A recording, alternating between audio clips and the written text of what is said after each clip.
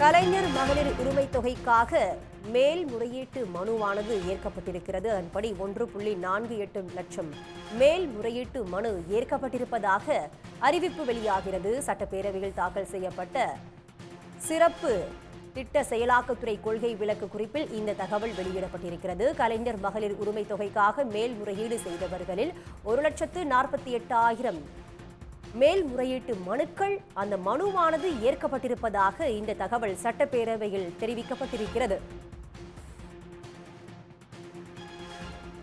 கலைஞர் மகளிர் உரிமை தொகை மேல்முறையீடு செய்தவர்களில் 1,48,000 பேரின் விண்ணப்பங்களானது ஏற்கப்பட்டிருப்பதாக சட்டப்பேரவையில் இந்த தகவல் தெரிவிக்கப்பட்டிருக்கிறது. சட்டப்பேரவையில் தாக்கல் செய்யப்பட்ட சிறப்பு திட்ட செயலாக்கத்துறை கொள்கை விளக்கு குறிப்பில் இந்த தகவல் வெளியாகி இருக்கிறது.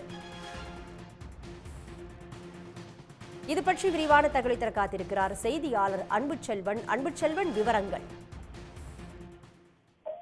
திட்ட செயலாக்கத்துறை கொள்கை விளக்கு குறிப்பில் தகவல் ஒன்று தெரிவிக்கப்பட்டிருக்கிறது. அதில் கலைஞர் உரிமை தொகை மேல்முறையீடு செய்தவர்களில் 1,48,000 விண்ணப்பங்கள் ஏற்றுக்கொள்ளப்பட்டிருப்பதாக குறிப்பிடப்பட்டிருக்கிறது.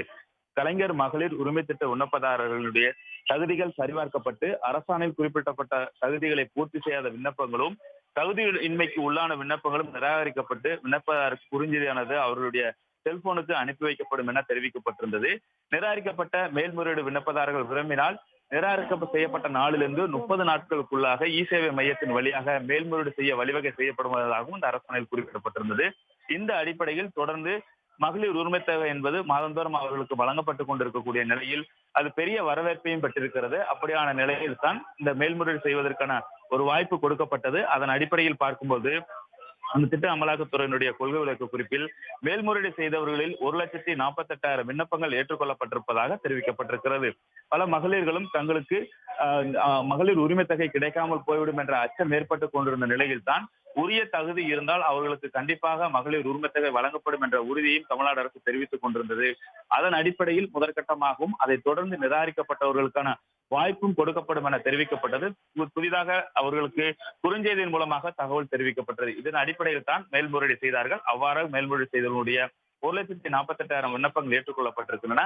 இதையடுத்து அடுத்த கட்ட நடவடிக்கைகளாக செய்யப்பட்டு அவர்களுக்கான உதவி சேவை என்பது மாதந்தோறும் அவருடைய வங்கி கணக்கில் அனுப்பி வைக்கப்படும் எனவும் தெரிவிக்கப்படுகிறது. அன்புச்செல்வன், தற்போதைய விவரங்களுக்கு நன்றி. உடனுக்குடன் செய்திகளை தெரிந்து கொள்ள சன் நியூஸ் பெல் ஐகானை கிளிக் பண்ணுங்க.